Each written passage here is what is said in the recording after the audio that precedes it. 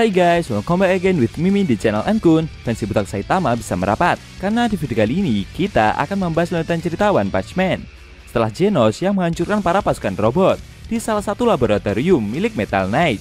Lebih tepatnya, kita akan mereview manga One atau webcomic One Punch Man chapter 148 yang bersumber dari website OPM atau forum Reddit. Buat kalian yang belum lihat review chapter sebelumnya, bisa klik link di deskripsi. Dan buat kamu yang cuma ngikutin animenya atau tidak mau kena spoiler, Ankun sarankan bikin stop video aja dari sekarang. Nah, di chapter 148 ini, Child Emperor mendatangi markas rahasia milik Dr. Bovoy dan meminta pahlawan itu untuk mengaku atas perbuatan yang dia lakukan. Penasaran? Oke, langsung aja kita bahas. Let's go!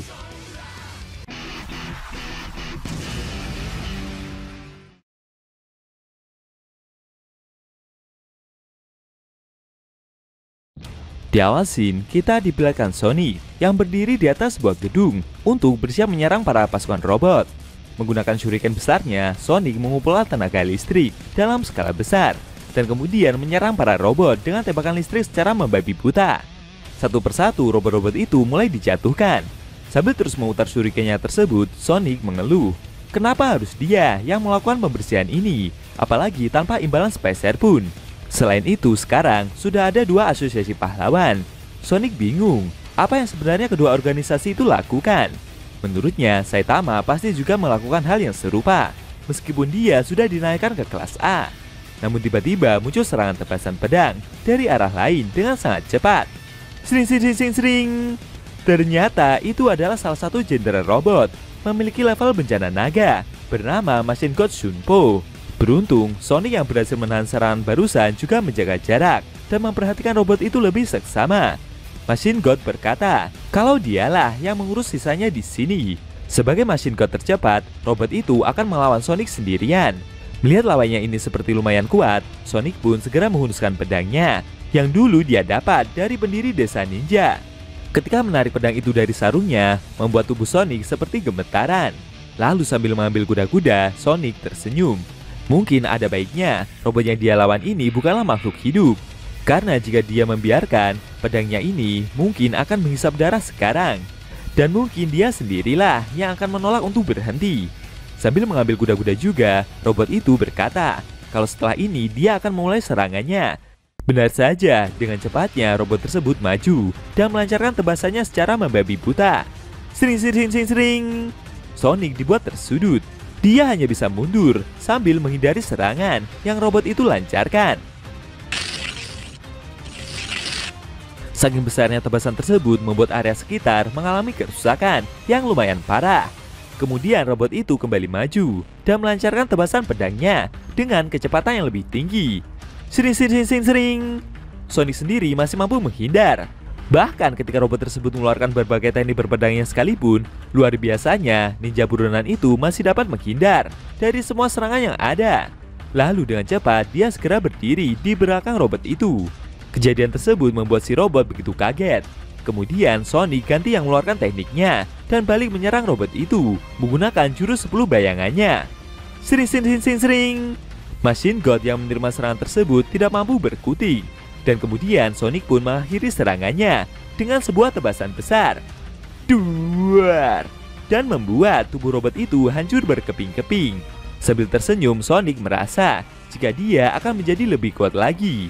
Dia juga tahu kalau jumlah robot yang muncul tidak berkurang. Menurutnya tidak ada yang namanya mesin gerak abadi. Sonic berharap semoga saja Flashy Flash dan Saitama tidak kehabisan tenaga hingga mereka menyelesaikan masalah ini dengan tuntas. Sonic mengaku kalau dia bukanlah pahlawan. Maka dari itu, dia akan mundur lalu kembali tidur setelah selesai makan siang. Scene berpindah, kali ini ke markas Dr. Bovoy, di mana ada Child Emperor yang datang melabrak pahlawan kelas S tersebut. Menurut bocah jenius itu, robot-robot yang muncul tidak pernah kehabisan bahan bakar. Dan itu adalah sumber energi yang sama dengan sumber energi yang dimiliki oleh markas asosiasi pahlawan. Child Emperor merasa jika itulah mengapa profesor tersebut mengincar serangan yang dimulai pada pagi hari. Dr. Bovoy sendiri tidak mengira jika bocah jenius itu akan bisa menemukan tempat persembunyiannya ini. Child Emperor merasa jika dokter itu seperti sedang berpura-pura bodoh lagi. Kemudian sambil mengeluarkan tangan robotnya dari dalam tasnya tersebut, bocah jenius itu bertanya, apakah dia boleh menyerang dokter itu sekarang? Setelah mendapat asumsi kalau pahlawan kelas S tersebutlah dalang dibalik ini semua. Tapi sambil terus mengetik di dalam layar labnya, dokter itu menjawab, jika Charles Emperor sendirilah yang bodoh di sini. Baginya sudah tidak ada lagi versi bocah jenius itu yang memiliki cukup keberanian untuk melawannya. Karena itu sudah hilang tepatnya 3 tahun yang lalu. Bagi Dr. Beaufoy, anak kecil yang ada di hadapannya ini hanyalah seorang bocah yang merasa tidak aman, ketakutan, dan putus asa saja. Jika Charles Emperor merasa kalau orang yang dia hormati dan dia jadikan guru adalah dalangnya, maka bukan itu masalah yang sebenarnya. Karena menurutnya, pahlawan Neo tersebut datang ke sini pasti juga ingin memastikan bahwa itu tidak benar. Apalagi bocah itu bisa sampai ke tempat bermain ini yang sebenarnya sudah dia sebut sebagai markas rahasia pula.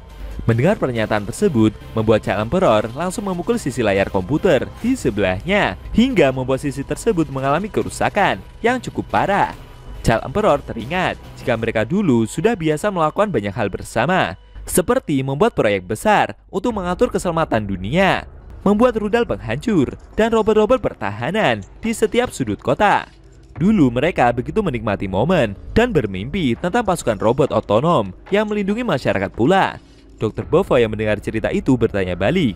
Di masa lalu, bocah tersebutlah yang mengeluarkan argumen panjang lebar dan mendukung gagasan untuk asosiasi pahlawan bahwa akan berbahaya bagi seorang pahlawan pro yang memikul otoritas penuh kekuatan militer dalam skala besar. Tapi sekarang, apa yang terjadi pada bocah tersebut? Sambil menoleh, Dr. Beaufoy merasa jika itulah yang sepertinya menjadi tujuan bagi Charles Emperor sendiri. Dia seperti ingin menjadi individu yang memiliki kekuatan militer dalam skala besar. Dan pastinya bocah tersebut sedang mempersiapkannya sampai sekarang. Mendengar tuduhan itu membuat Charles Emperor terdiam. Akhirnya dia pun menarik tangan robotnya itu dan mengembalikannya ke dalam tas. Kemudian Charles Emperor bercerita jika sebelum kesini dia menemukan robot-robot yang mengamuk di luar sana. Mereka memancarkan sinyal identitas khusus dari suatu senjata buatan. Dr. Beaufoy pun bertanya, terus kenapa dengan itu semua? Menurut Charles Emperor, sepertinya dokter tersebut bukanlah dalang di balik semua ini. Karena Dr. Beaufoy sendiri bukanlah tipe orang yang memasukkan kelemahannya begitu saja. Dan dia adalah orang yang mengutamakan kerahasiaan. Artinya teknologi ini dijiplak oleh orang lain. Seseorang telah menyalahgunakan data pengembangan senjata yang dokter itu miliki. Selain itu, kostum perang yang digunakan oleh pahlawan Neo juga mirip dengan teknologi yang dimiliki oleh para robot tersebut. Charles Emperor menyimpulkan jika besar kemungkinan dalang yang membuat keributan ini adalah seseorang yang berasal dari Neo Hero yang mungkin telah mencuri data tersebut dari Dr. Beaufoy. Tapi dia sendiri juga curiga kepada profesor itu. Tidak mungkin juga Dr. Beaufoy tidak menyadari akan kebocoran data yang terjadi. Menurutnya, pahlawan tersebut telah membiarkan itu terjadi begitu saja karena alasan tertentu. Dalam kasus ini, Charles Emperor meminta dokter itu kalau sudah waktunya Dr. Beaufoy untuk berhenti menonton dari pinggir lapangan dan sekarang saatnya dia untuk bergerak. Bocah jenius itu juga memberikan beberapa hipotesis. Namun dokter tersebut menjawab jika dilihat dari sudut pandangnya, itu hanyalah angan-angan yang bercampur dengan banyak perasaan pribadi yang bocah itu miliki. Sayangnya Charles Emperor yang mendengar perkataan tersebut membuatnya begitu emosi. Sambil memakan permennya dengan begitu cepat, bocah itu merasa jika Dr. Beaufoy seperti sedang meremehkannya saja. Kemudian Charles Emperor menuduh. Menurut hipotesisnya, dokter itu seperti sedang meninggalkan sisi kemanusiaannya. Di dalam pasukan robot yang muncul, ada beberapa robot yang menyebut dirinya sebagai machine god yang bisa mengambil keputusannya sendiri. Ketika dia melihat tubuh-tubuh robot tersebut yang telah dihancurkan, Charles Emperor seperti menemukan beberapa kode program baru. Sambil menunjuk dokter itu, dia curiga. Mungkinkah ini adalah program AI yang dulu pernah mereka kembangkan dan dihentikan di tengah jalan itu? Dulu mereka menderita dalam mengembangkan teknologi tersebut, dan pada akhirnya mereka berdua menutup fungsi AI terlarang itu di tengah proses. Menurut Charles Emperor, level robot-robot tersebut terlalu tinggi dan cenderung tidak terkendali, hingga pada akhirnya akan menimbulkan kemarahan. Waktu itu mereka pun menyimpulkan jika ini adalah ciptaan berbahaya yang tidak dapat dengan mudah dibangun, bahkan oleh pikiran manusia jenius sekalipun. Dr. Bovoy merasa jika pembicaraan mereka ini sebenarnya tidak mengarah ke sana. Chal Emperor kembali emosi berat. Menurutnya pada dasarnya tidak ada cara lain untuk mengendalikan AI selain meningkatkan fungsi otak mereka, kecuali menjadi robot. Kekuatan komputasi mereka akan meningkat, namun stabilitas mereka juga akan menurun. Jika perilaku instingtual mereka menghilang, ada kemungkinan mereka akan kehilangan nilai etika dan kesadaran, yang berarti secara efektif mereka akan berhenti menjadi manusia. Namun Dr. Bovoy yang mendengar penjelasan itu malah berpikir lain. Dia merasa jika bocah ini seperti mencampurkan sesuatu kandungan kuat ke dalam permennya, sehingga membuat otaknya seperti terangsang dan membuatnya jadi semakin kekanak-kanakan. Chal Emperor sendiri yang emosinya semakin meluap-luap itu berkata, jika dia akan mendapatkan jawaban dari ini semua, meskipun dengan paksaan sekalipun.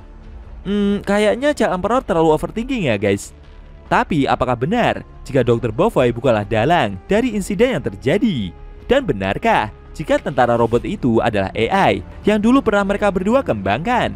Sayangnya scene cerita Mangawan chapter 148 telah berakhir.